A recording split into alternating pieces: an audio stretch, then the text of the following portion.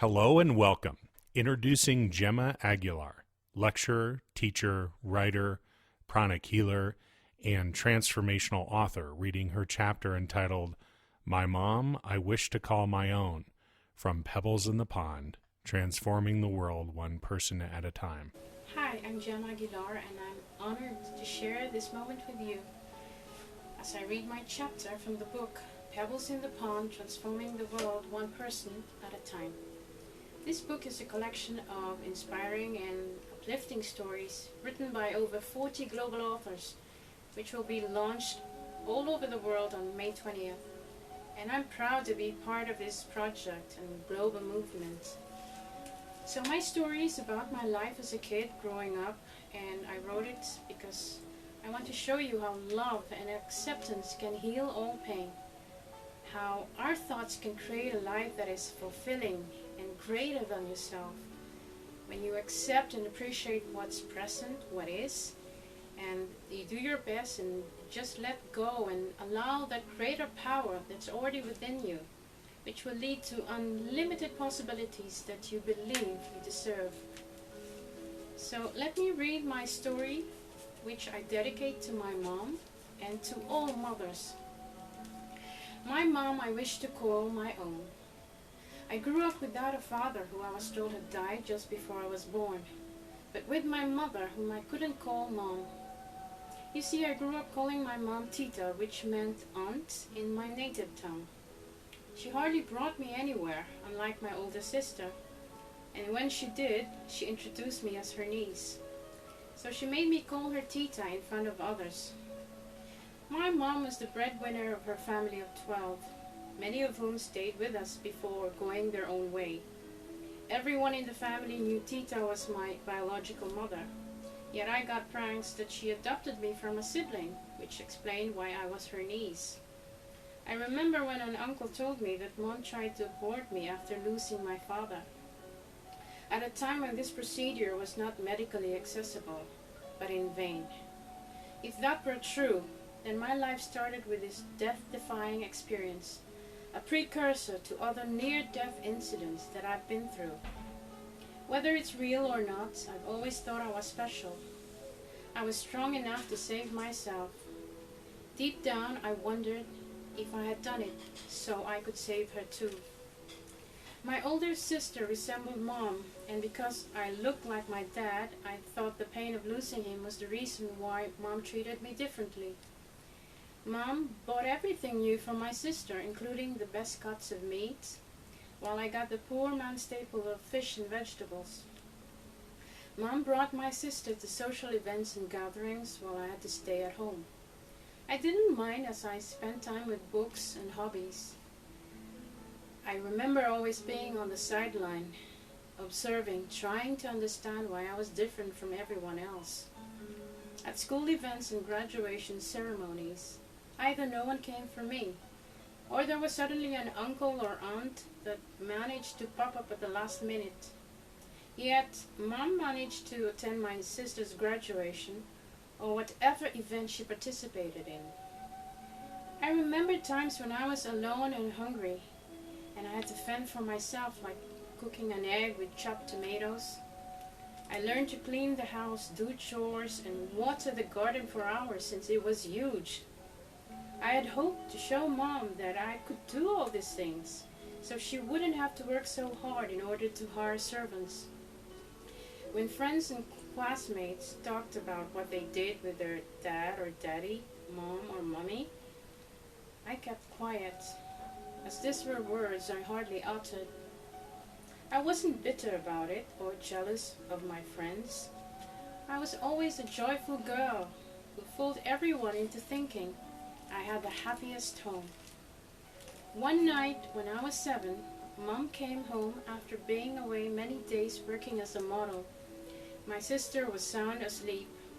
It was a stormy night, but I couldn't sleep as I waited for Mom. She finally arrived but didn't stay. I was watching through my bedroom window, trying to get her to notice me so I could wave goodbye. But she promptly got in a car that zoomed away in a flash. I sobbed so hard it was difficult to see through the glass panes. It didn't help that rain was pouring down hard at the time. I wanted to be with her, but she had to leave for work.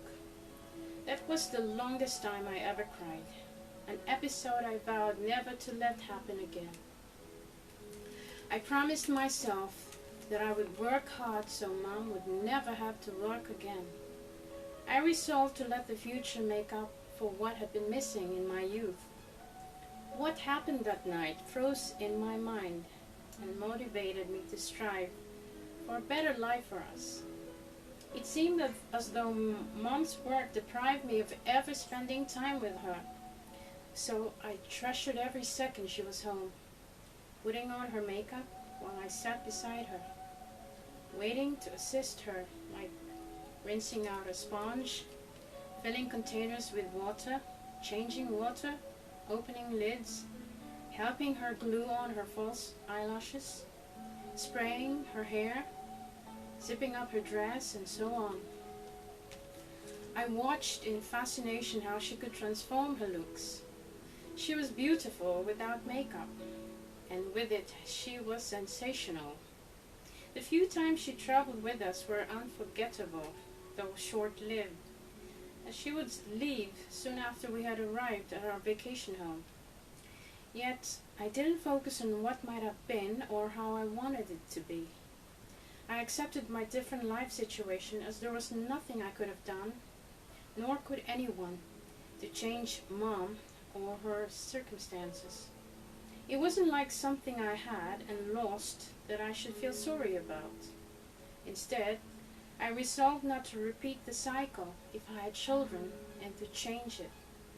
I knew that despite my background and situation, it was clearly my life purpose to help her transform, to be more in touch with her reality as a mother, and to give my own kids the values, virtues, and faith they need to nurture while they are still young. In my last year of high school, I wanted to graduate with honors so that I would get accepted into the best college, and I did. I succeeded and was one of only 2 from our school to be privileged to attend the most competitive and prestigious private university usually reserved for males, which had recently started accepting more female entrants. In my freshman year, I took an exam to join the university paper, and surprised myself when I got judged highly by a jury that included prominent Philippine writers, directors, and I was appointed features editor. A year later, I got the news editor position, which I combined with my first bouts of freelance volunteer work at wire agencies and public tabloids. I graduated summa cum laude and finished 2 degrees in 4 years. My detached relationship with Mom made me strong, independent, and fearless. Growing up distant with her made me understand who I was, and to rely on no one but myself. Mom made me see that there was nothing to lose and everything to gain. So each time I aspired something, I persevered and succeeded. She made me as confident and as sure as I am, as I have been, and as I ever will be. As contradictory as it might seem, I attributed my strength to her stout sense of detachment. My mother made it easy for me to leave at a young age and go places without ever feeling guilty that I would cause her worries or pain. I learned how to survive by everything that I'd been through in life. By far, the most important thing she bequeathed me was freedom to become myself and live a life of my own. So I discovered myself and explored my potential beyond imagination. I had a short but purposeful, fulfilling writing and teaching career in the Philippines, and got accepted at an Ivy League school in Montreal, Canada, where I lived for many years, accomplishing much at work, study, and volunteer undertakings. In the process, I've grown to love my mom more for what she made me become. To this day, we still have that detached bond that's oddly very strong. Many times in my life I've seen relationships between mothers and children that are pitiful, contemptible, pathetic, or shameful. I often wondered why the world was complicated. Why did people take many things for granted? Why can't every person accept each one's uniqueness and let go of the ego that judge what's good or bad? When people focus on what's wrong and missing, it only makes them a victim. While if they accept themselves and things as they are, it sends out a positive charge that draws them closer to their true nature, how they were meant to be. There's an inner power that people possess and can tap into. Some call it luck, divine intervention, or a miracle. The last time Mom introduced me as her niece was 3 decades ago. Yet I still say Tit, short for Tita, when I call her, but it's just a title. I do tell her each time we talk on the phone that I love her, and she tells me the same. As a kid, I always felt blessed to be alive at all. Now I'm forever grateful to her for my life, which has been colorful and wonderful. Each time I look back at my life, I realize that the most precious possessions I have were memories of Mom. Though my relationship with her was not a continuous smooth flow, they make up experiences that are unforgettable. Those moments possessed clarity, energy, and vitality that formed a field with a ripple effect around them, creating bigger waves of thoughts, dreams, and implications. I cherish them and count on them for the lessons learned and the choices made. Thanks for listening. Now I'd like to invite you to check out the other transformational stories of the over 40 other global authors in the book Pebbles in the Pond, Transforming the World One Person at a Time. And you can visit our website, that's www.pebblesinthepondbook.com. I wish you divine blessings and namaste.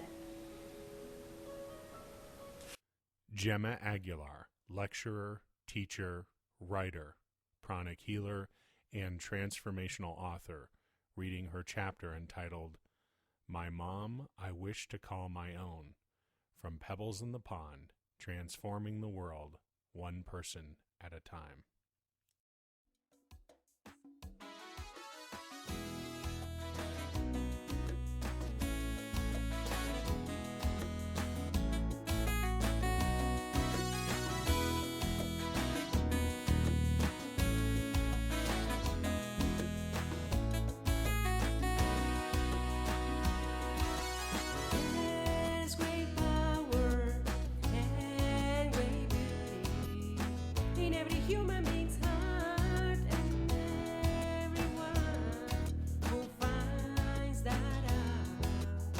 Makes our change your life.